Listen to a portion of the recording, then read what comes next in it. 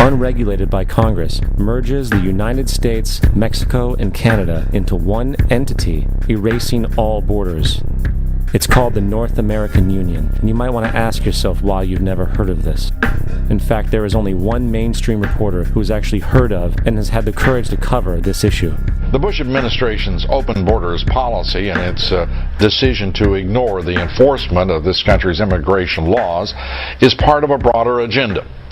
President Bush signed a formal agreement that will end the United States as we know it, and he took the step without approval from either the U.S. Congress or the people of the United States. It's a deal that few have even heard of. It's being done again by very few people at the very top on behalf of the investment class, but the working class of people. Political officials across our country, from communities, from cities and so forth, they don't know anything about this. This isn't some trade agreement. It is a total removal of sovereignty from these countries, which will also result in a completely new currency called the Amero.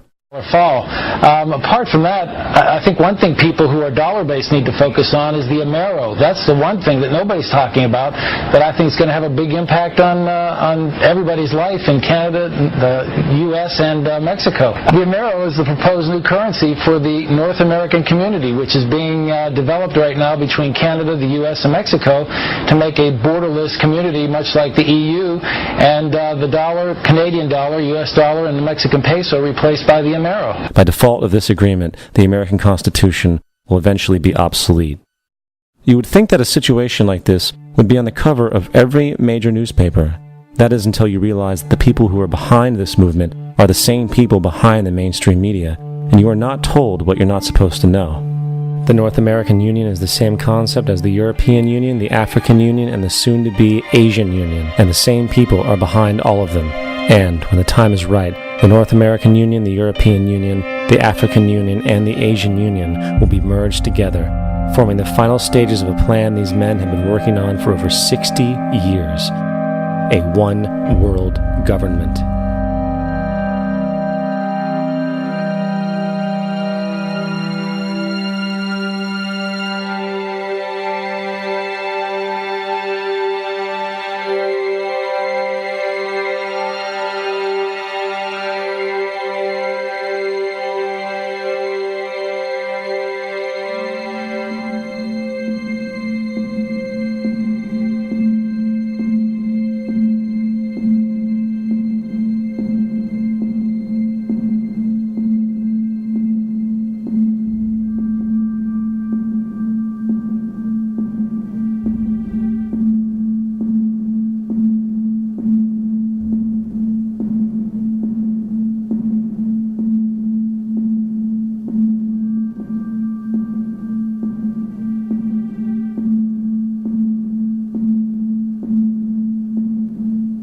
One bank, one army, one center of power. And if we have learned anything from history, it is that power corrupts, and absolute power corrupts absolutely. This is Aaron Russo, a filmmaker and former politician. To his left is Nicholas Rockefeller of the infamous Rockefeller banking and business dynasty. After maintaining a close friendship with Nicholas Rockefeller, Aaron eventually ended the relationship, appalled by what he had learned about the Rockefellers and their ambitions. I got a call one day from an attorney woman I knew, and she said, "Would you like to meet one of the Rockefellers?" I said, "Sure, I'd love to." And we became friends, and he began to divulge a lot of things to me. So he said to me one night, he said that there's going to be an event there, and out of that event, you're going to see, we're going to go into Afghanistan, so we can run pipelines from the Caspian Sea. We're going to go into Iraq to take the oil and establish a base in the Middle East, and we're going to go into Venezuela and try and get rid of Chavez. And the first two they've accomplished. Chavez they didn't accomplish. And he said you're going to see guys going into caves looking for looking for people that they're never going to find.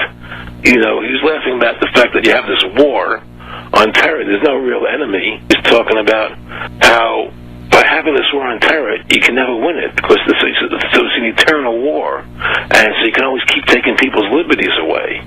And I said, how are you going to convince people that this war is real? He says, but the media can convince everybody it's real. I mean, you know, it's just that you keep talking about things, you keep saying it it over and over and over again, and eventually people believe it. You know, you created the Federal Reserve in 1913 through lies. You create 9/11, which is another lie. Through 9/11, you're fighting a war on terror, and now all of a sudden you go into Iraq, which was another lie, and now they're going to do Iran. You know, and it's all one thing leading to another, leading to another, leading to another. Now, I would say, what are you doing this for? What's the point of this thing? You have all the money in the world you ever want. You have all the power. I said, you know, you're hurting people. It's not a good thing. And he would say, what do you care about the people for? Take care of yourself and you take care of your family. And then I said to him, what are the ultimate goals here? He said, the ultimate goal is to get everybody in this world chipped with the RFID chip, and have all money be on those chips and everything on those chips. And if anybody wants to protest what we do or violate what we want, we just turn off their chip. That's right, microchipped. In 2005, Congress, under the pretense of immigration control and the so-called war on terrorism, passed the Real ID Act, under which it is projected by May 2008, you will be required to carry around a federal identification card, which includes on it a scannable barcode with your personal information.